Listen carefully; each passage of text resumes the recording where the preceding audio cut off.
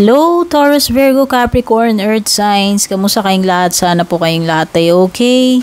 Ako nga pala si Purple Teen. Para sa mga bago dito sa aking channel, please don't forget to subscribe and pakitap na rin po yung bell icon. And for those na interesado sa personal readings, all you have to do is tap the link below nakalagay sa aking description box. Hanapin nyo dyan yung link ng aking Facebook page. Doon po kayo mag-send ng private message kung mag-i-inquire kayo or magbubook. Okay, so itong reading nyo for today is ano yung mga dapat mong malaman ngayon. Okay? Earth signs, Taurus, Virgo, Capricorn. So this is a timeless reading.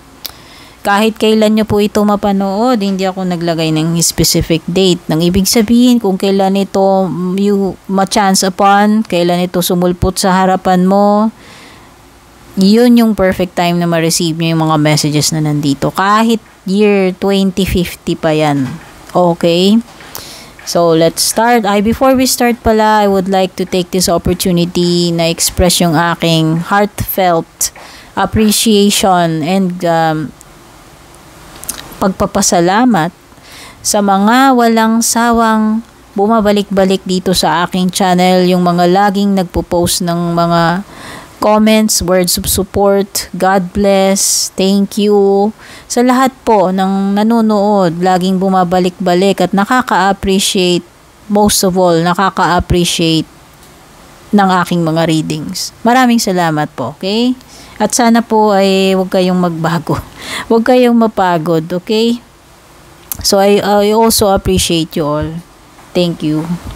So, tignan na natin what is your overall reading.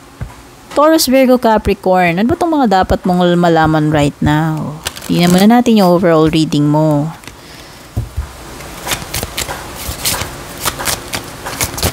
Okay, may nahulog. You have forgiveness. Oh. Ibig sabihin, sinasabi ba ng card mo na baka naman it's about time na magkaayos na kayo? Etong taong to na nakasamaan mo ng loob, it could be a family member, a jowa, a friend. So, ayan.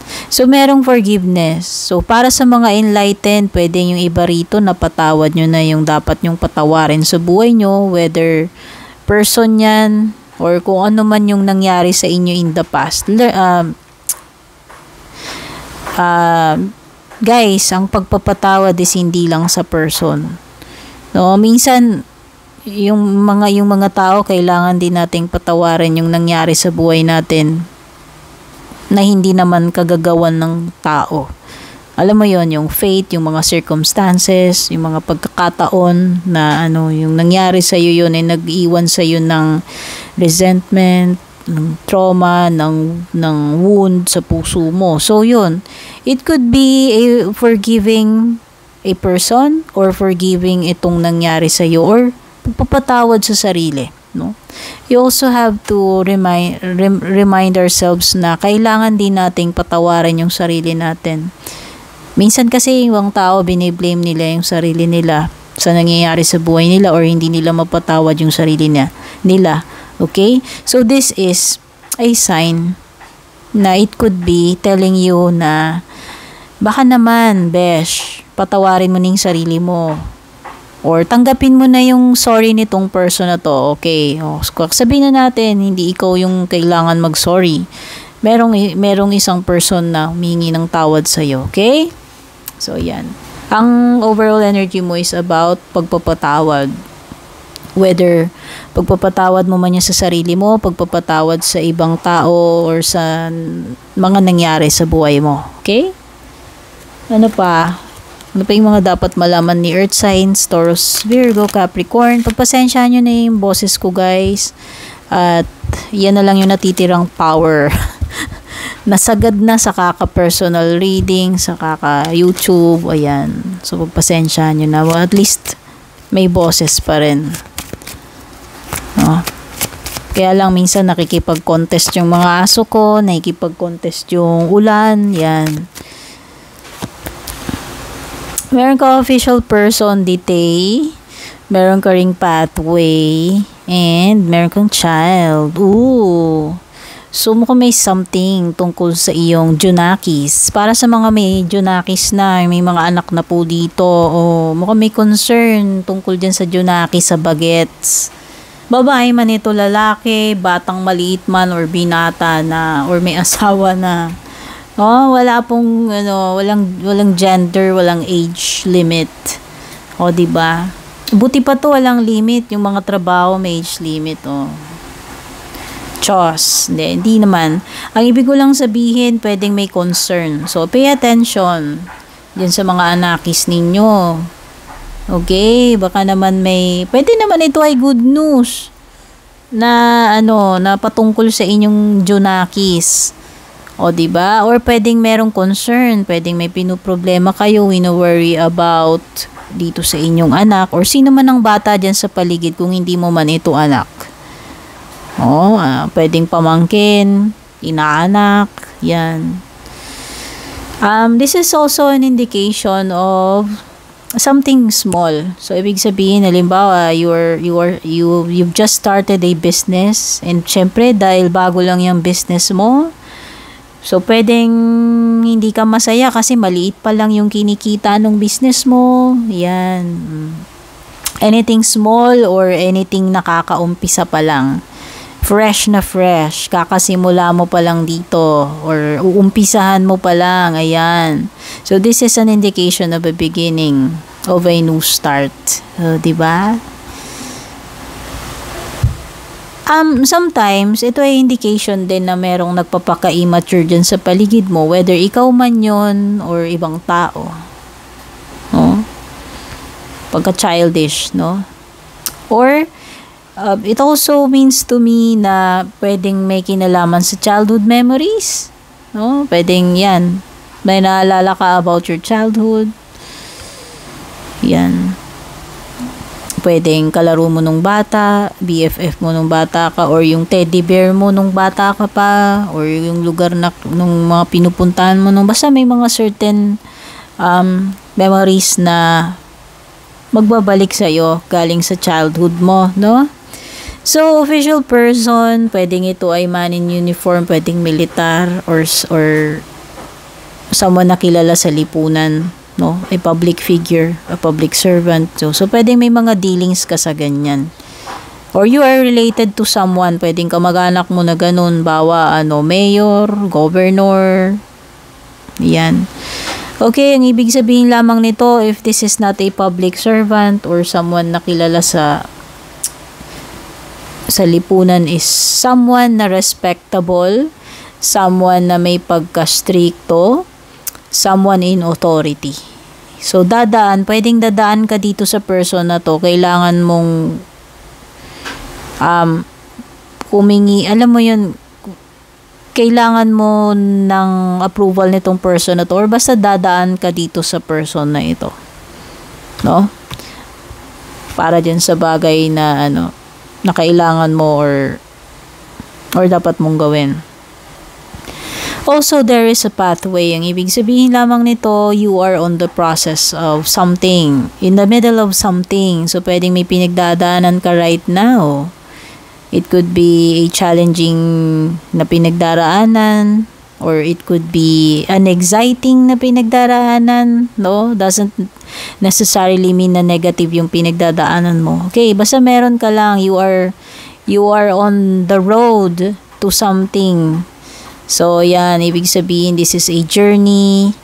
This is something na kailangan mong ma-experience or kailangan mong pagdaanan para ma-achieve mo yung nandun sa dulo, whatever it is na nandun sa dulo. It could be a dream, it could be a goal, it could be a task, it could be a proseso kagaya ng mga hearings or yung mga pag-aaral. Ayan, basta pwedeng nasa 50% ka na, nasa 75%, nasa 90% nitong proseso na ito. Yun, pwedeng mga proseso. Halimbawa, visa or permanent residency applications. O yan, anything na may kinalaman sa mga kailangan mong daanan or tahakin or ma-experience. Okay? Tingnan na natin yung love life mo. Ano ba yung dapat mong malaman sa love life mo right now? Taurus, Virgo, Capricorn.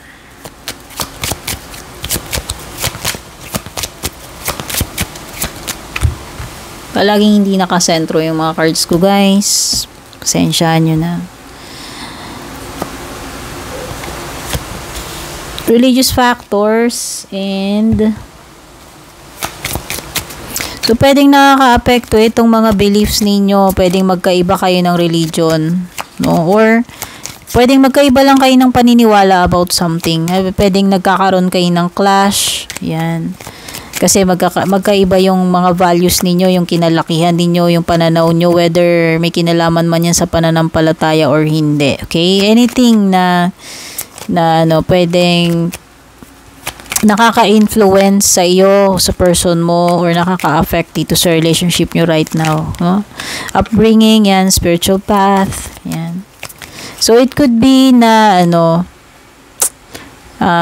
etong mga pinaniniwalaan mo is malaki yung nagiging impact niya sa relationship ninyo, or vice versa. Ganon din si person mo.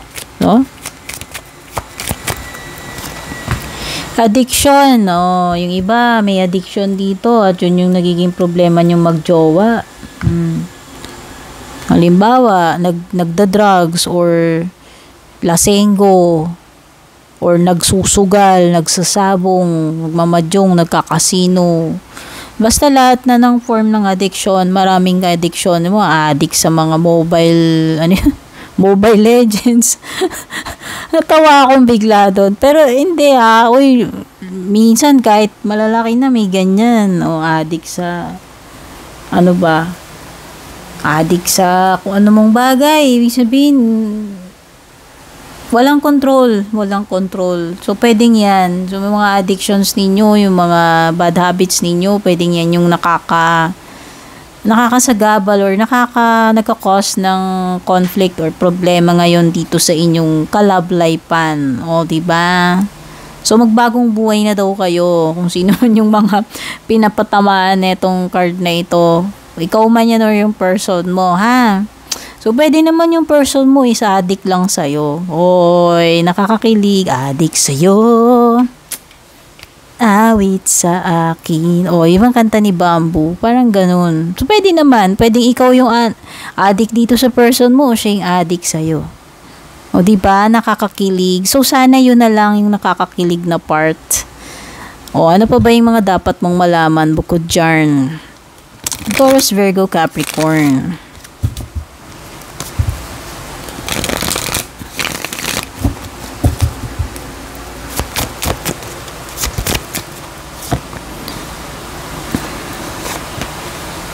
Okay. So, feeling ko you are done. Done ka na dito sa bagay na to. Kung ano man ito. Parang sasabihin mo sa sarili mo, ayoko na. Tapos na ako. Pagod na ako. I quit. Magwa-walk out ka na you will walk out of this situation. You will walk out of this person. Whatever itong tinutukoy ng Eight of Cups para sa'yo. Okay? So, para sa'yo, wala na mangyayari dito or para sa'yo. Pagod na ako, ayoko na, exhausted na ako, sawang-sawa na ako, umay na ako. Or, ayoko na dito sa trabaho ko kasi puro toxic tapos hindi naman malaking sweldo. Maghahanap ako ng lilipatan ko na ma-appreciate ako, mapopromote ako, mag-grow ako at lalaking sweldo ko. Okay, anything na you will walk away from. No? So, ibig sabihin, iiwan nyo na, tatalikuran nyo na, tatapusin nyo na, dededmahin nyo na, for good. No? Yan yun. And also, you have the High Priestess. So, this is a card na nagsasabi na pwedeng kailangan pakinggan mo yung nilalaman ng puso mo or yung intuition mo. So, yan. Pwedeng sinasabi ng card na to na malakas yung kutob mo about something or magtiwala ka sa gut feelings mo, yung mga kutob-kutob mo, yung intuition mo. Or pwedeng sinasabi na magtiwala ka sa sarili mong talino. Okay? Or pwedeng someone is not revealing their true selves sa inyo. Kung sino man ito, pwedeng hindi niya alam mo yon, may mga bagay na hindi niya dinidisclose or inaamin or pinapaalam sa inyo na tinatago lang niya sa sarili niya. Whether ikaw yan or ibang person yung gumagawa niyan. Okay? So, this is a card of secret. Something na sinisikreto. Or something na you keep in private na ayaw mong ilantad sa publiko.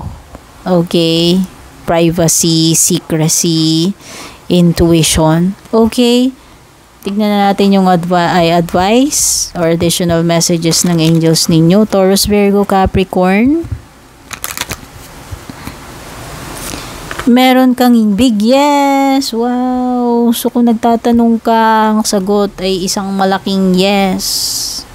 Kung naghahanap ka ng kasagutan kung tutuloy ka hindi, this is an indication of a go or yes. Okay? So, ito yung signal na binibigay sa iyo. Give it a go or say yes or yes is the answer to your question. And trust. Magtiwala ka nga sa intuition mo gaya ng sabi ko. Or trust mo kung ano yung divine timing. Basta, you have to learn to trust. Or importante yung pagtitiwala whether sa sarili mo man yan, sa bagay, sa sitwasyon, or sa ibang tao. Okay? Thank you so much for being here, Earth Signs, Taurus, Virgo, Capricorn. I hope na-appreciate ninyo to. Don't forget to like and share. Kung hindi pa po nakaka-subscribe, please don't forget to subscribe. Take care and God bless.